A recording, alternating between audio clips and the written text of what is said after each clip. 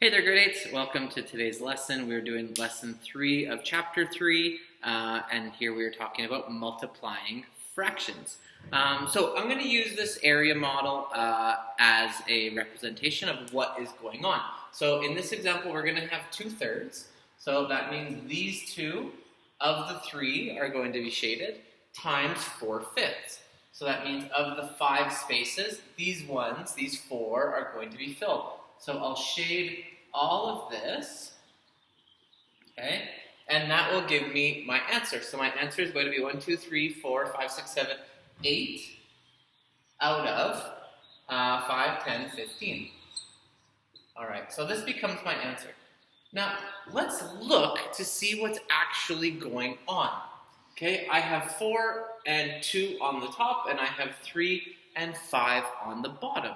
So what's happening when we're actually multiplying fractions is if I erase this and I just bring it right over to here. Okay? What's actually happening? Well, we're actually multiplying the top and we're multiplying the bottom, and that's what we end up getting as our result. Okay? So hopefully you can kind of see that. So if I do another one, and feel free to pause if you just want to try out to find the answer. So we're multiplying straight across to get to our answers, okay? So 2 times 4 is 8, 3 times 5 is 15. My answer is 8 over 15. If I can simplify it, I'll simplify it. In this situation, I can't, okay? So I'm just stuck at that. Okay, here's another one. So if we have 1/2 times 3/8. Okay, feel free to pause it, and then I'm going to go over the answer. Okay, so I have 1 times 3 is going to be 3. 2 times 8 is 16. Perfect. Hopefully you got the same thing. Okay, for the next one, we're going to go 3 over 5 times 4 over 7.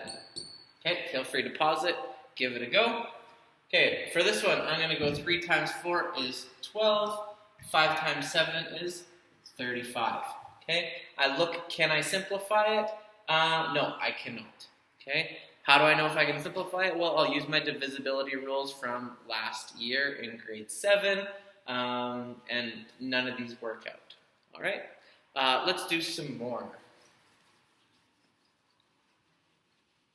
Okay, this one will be mostly practice. As long as you understand that we're just multiplying straight across, then it's not going to be an issue. Okay, so feel free to pause and see what you get. So in this example, I get 6 over 40. This one I can reduce. Why? Because they're both even. So I'll divide them both by 2, and I get 3 over 20, and that's where I have to stop. All right? So let's do some more examples. Okay? Because what happens if you have like an improper fraction? Something like this. So 7 over 5 times 8 over 3. Okay? So let's see what happens. Same thing. We're going to multiply straight across. So 7 times 8 is 56. 3 times 5 is 15. Okay? Then I'm looking at these. Can I reduce them?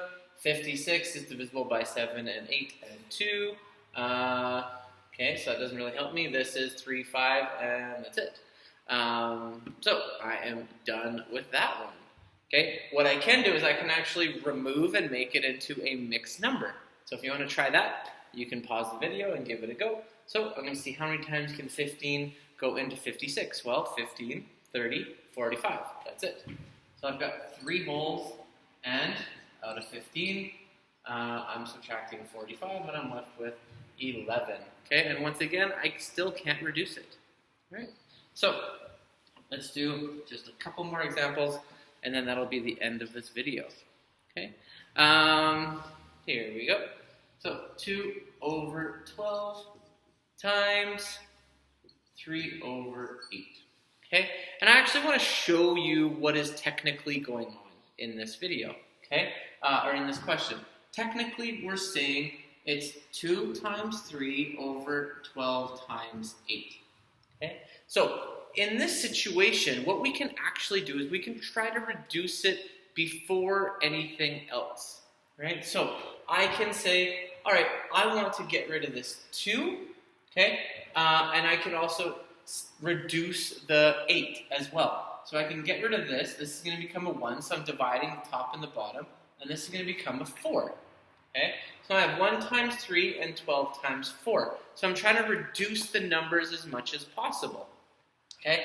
In this example, I can reduce both of these. I can divide this by 3. So I'm going to get 1, and then this, so this was divided by 3, and I'm going to get 4 once again, okay? 12 divided by 3. Now I just go and I multiply it. So I get 1 over 4 times 4 is 16. So I'm actually doing the reducing before anything else happens, right? I hope that makes sense.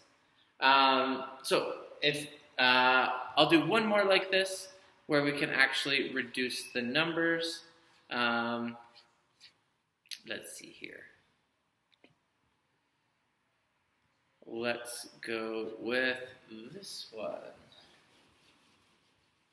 Okay. If I have 5 over 4 times 11 over 10, okay? What can I do? I can reduce this 5 and this 10. Remember, they have to be on opposite sides.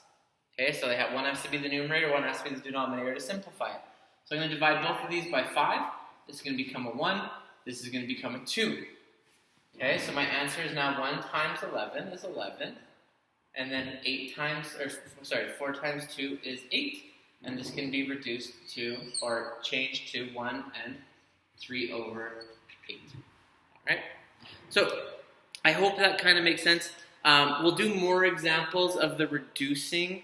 But what I'm basically doing is I'm just trying to simplify it, understanding that because they're multiplying, they're technically still part of the same fraction.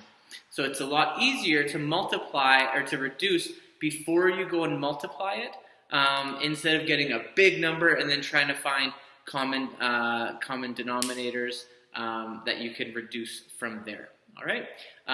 Once again, if you have any questions, bring those to the Zoom chat or let me know on Hangouts, and have a great day. Good luck.